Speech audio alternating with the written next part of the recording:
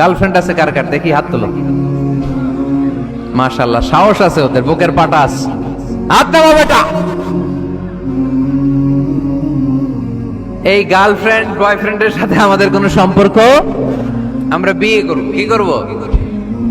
বিয়ে করব। চেয়ারম্যান সাহেব, বিয়ে করাই দিন এগুলোরে, আপনার দায়িত্বে দিয়ে গেলাম। এই গার্লফ্রেন্ড বয়ফ্রেন্ড এগুলো ইসলামের কালচার নয়।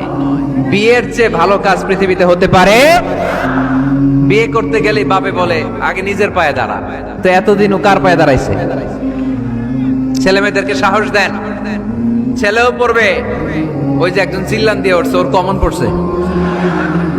কমন পড়ছে, মাশাআল্লাহ।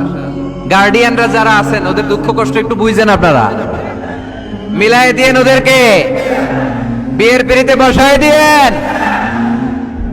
বিয়েতে কল্যাণ, বিয়েতে বরকত। বিয়ের মতো ভালো কাজ হতে পারে না। সব নবীরা বিয়ে করেছেন।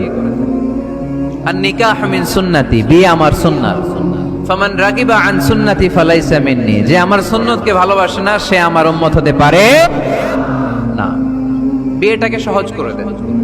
যেই সমাজে বিয়ে সহজ ওই সমাজে জিনা কঠিন, তাই না? যেই সমাজে জিনা সহজ ওই সমাজে বিয়ে কঠিন।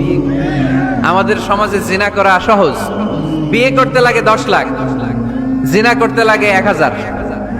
ঠিক কিনা? 10 লাখ টাকা ছাড়া বিয়ে করা যায় না। এটা লাগবে, ওইটা লাগবে, এই দাও, ওই দাও, মোহর দাও, বিশাল অঙ্কের মোহর। 10 লক্ষ টাকা ধার্য না করলে মেয়ে দিবে না।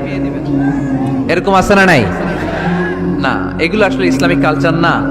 ছেলের বাবা মেয়ের বাবা উভয়কে আমি বলি বিয়েটা সহজ করে দেন, সহজ করে দেন।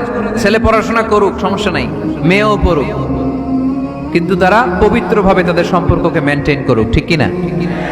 তাদের এই যৌবনের তাড়নায় যে পাপের সাথে জড়াবে তার পার্সেন্টেজ গুণা বাবা হিসেবে আপনার কাঁধেও আছে না নাই? এজন্য বাবারা সাবধান, মায়েরা সাবধান, বিয়েটাকে সহজ করেন। এই এলাকার যুব সংঘ যারা আছো, তোমরা একটা ক্যাম্পেইন করবা এই মাহফিলের পরে, টাইমলি ম্যারেজ ক্যাম্পেইন। সময় মতো বিয়ে দিতে হবে, দেরি করা যাবে।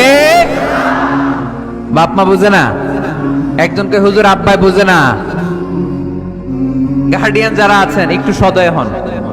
ওরা যে পাপের সাথে, পাপের রাস্তা যে ওরা চিনে যাচ্ছে, পাপের পথে যে জড়িয়ে যাচ্ছে, আল্লাহর সুপ্রিম কোর্টের কাঠগড়ায় আসামি করে আল্লাহ সেদিন আপনারে দাঁড় করাবে। ওয়াল্লাযীনা হুম লিফুরুজিহিম হাফিযুন, দে গার্ড देयर প্রাইভেটস। মুকদ্দামাতুল হারামে হারাম, এট এ গ্ল্যান্স। একটা নারীর দিকে চোখ পড়ে যাওয়া এটা হারাম না, কিন্তু এই চোখ পড়ার কারণে এটা জেনার দিকে নিয়ে যাবে, এজন্য এটাকেও হারাম করেছে কে? মুকদ্দামাতুল হারামে হারাম। এই নজরটা বড় খারাপ। আন-নাযার সাহামুন মাসমুমুন মিন সিহামি ইবলিস। এই নজর হচ্ছে শয়তানের বিষ মাখানো তীরের মধ্যে থেকে একটা ভয়ঙ্কর তীর। এই তীর দিয়ে শয়তান যুবক আর যুবতীদেরকে কাবু করে ফেলে। আমরা শয়তানের হাতে ধরা দিতে চাই না, আমরা বিয়ের মতো পবিত্র বন্ধনে আবদ্ধ হতে চাই। ঠিক কি না?